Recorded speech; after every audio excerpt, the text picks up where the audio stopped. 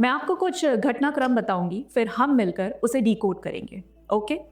23 जुलाई रात करीब 9:30 बजे सोनम वांगचुक ने यह कबूल किया कि अब इस कथित आंदोलन में असामाजिक तत्वों की एंट्री हो चुकी है।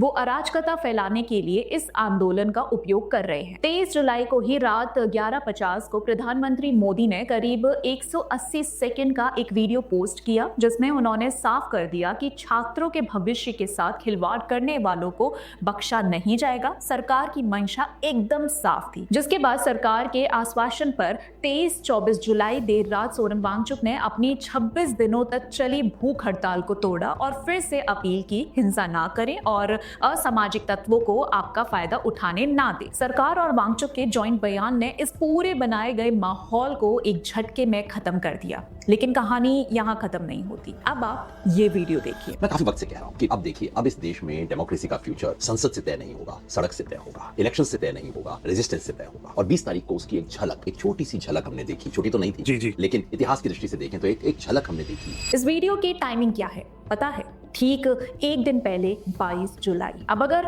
आप कड़ियों को जोड़कर देखेंगे तो आप समझ जाएंगे कि आखिरकार किस असामाजिक तत्व की बात हो रही है। कैसे ये बंदा झोला झाप होने का दावा करता है, खुद को एक चुनावी विश्लेषक बताता है, पर उसी चुनावी प्रक्रिया को उखाड़ फेंकने के सपने देखता है।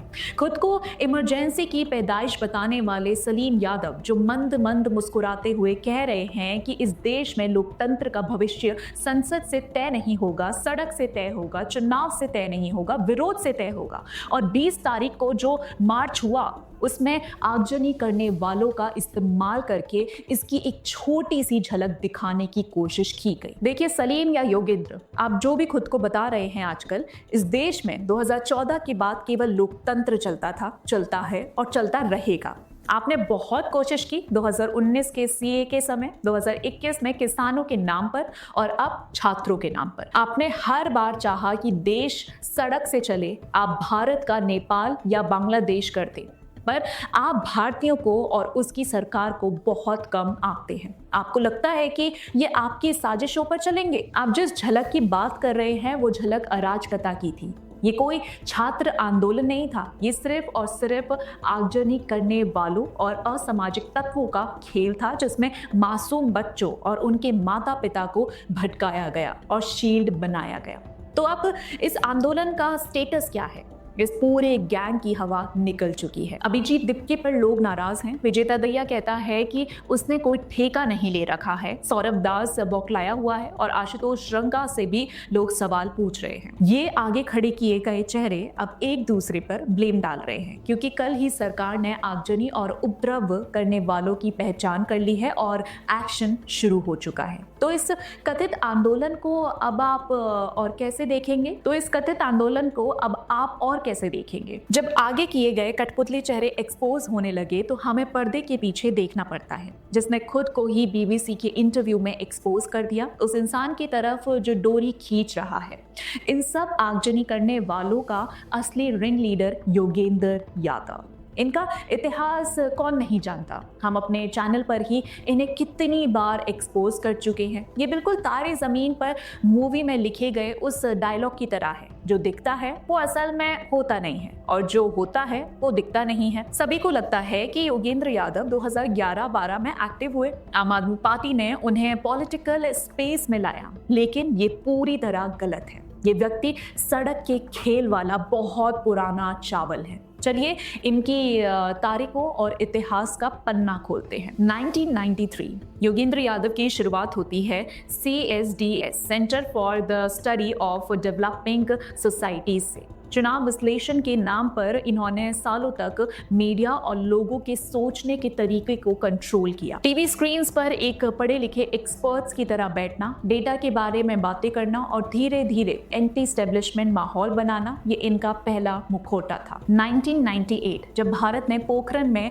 परमाणु परीक्षण किया और पूरा देश गर्व कर रहा था, तब योगेंद्र यादव एंटी न्यूक्लियर आंदोलन चलाने वालों के साथ खड़े थे। देश की सुरक्षा के खिलाफ माहौल माहौल बनाना इनका पुराना शौक है। लेकिन कहानी सिर्फ CSDS तक सीमित नहीं है। इनके इस पूरे इंटेलेक्चुअल और एक्टिविज्म नेटवर्क को सहायता कहां से मिलती थी? प्रिंसटन से लेकर वियना के इंटरव्यूज तक और BBC से लेकर वेस्टर्न थिंक टैंक्स तक, योया ने वेस्टर्न अकेडमिया और ग्लोबल मीडिया में खुद को भारत के लोकतंत्र का सोल डिफेंडर दिखाया। फॉरेन स्पेस का इस्तेमाल करके भारत की चुनावी प्रक्रिया और सरकार पर कन्वेंशन मार्क लगाना इनका पुराना हथियार है। ग्लोबल प्लेटफॉर्म्स पर बैठकर ये नैरेटिव सेल किया गया कि भारत का लोकतंत्र खतरे में है और इसे सिर्फ उनके जैसे एक्टिविस्ट इंटेलेक्चुअल्स ही बचा सकते हैं। वहां के नेटवर्क के जरिए इन्होंने उस ग्लोबल टूलकिट का फ्रेमवर्क समझा, जैसे किस तरह बाहर से नैरेटिव बिल्ड करके देश के अंदर की चुनी हुई सरकार पर दबाव बनाया जाता है। और आज ये सड़क से संसद चलेगी वाला बयान भी BBC को ही दिया। 2002 CSDS के जरिए इन्होंने परसेप्शन बनाने की फैक्ट्री चलाई। जब तक इनका बनाया डेटा ल्यूटेंस दिल्ली के नेताओं को सूट करता रहा, तब तक ये विश्लेषक बने रहे। लेकिन जैसे ही 2014 के भारत में वोटर्स ने इनका बनाया पूरा खेल खारिज कर दिया, इनका असली रूप सामने आ गया। जब डेटा से लोगों को बहकाना फेल हो गया तो योया ने शुरू किया सड़क का डायरेक्ट खेल। 2011 से 2012 के बीच में ये इंडिया अगेंस्ट करप्शन आंदोलन में घुसे, आम आदमी पार्टी बनाई और जब वहां से लात मारकर निकाले गए तो नदियों, किसान और सामाजिक संगठनों के नाम पर नए ढंग से सड़क घेरना शुरू किया। 2019 और 2020 के बीच CAA विरोध, शाहीन बाग और CAA विरोध के समय इनका काम था लोगों में डर और नफरत भरना। 2020 से 2021 के बीच में किसान आंदोलन, रेड फोर्ट पर हुई वायलेंस के वक्त भी ये पर्दे के पीछे मोर्चा के एडवाइजर बने हुए थे। पैटर्न देख रहे हैं आप? हर वो जगह जहां भीड़ इकट्ठा हो सके वहां योगेंद्र यादव एक आइडियोलॉग बनकर घुसते हैं। इनका काम सिंपल है, मासूम लोगों के गुस्से को हाईजैक करना, उसे एक वायलेंट रूप देना और जब सड़क पर नुकसान हो जाए तो मासूम चेहरों के पीछे छुप जाना। आपको क्या लगता है, राहुल गांधी के सडन बदलाव के पीछे किसका दिमाग है? कौन है जो देश में सड़क की अराजकता के इस सपने को पाल रहा है? वो है योगेंद्र यादव। 2022 में भारत जोड़ो यात्रा, योया इस यात्रा के सबसे बड़े दिमाग थे। उन्होंने राहुल गांधी के दिमाग में ये बात डाली कि चुनाव से आप मोदी को नहीं हरा सकते, कानूनी तरीके से आप नहीं जीत सकते, आपको स्ट्रीट पावर चाहिए। इनकी सोच बहुत खतरनाक है।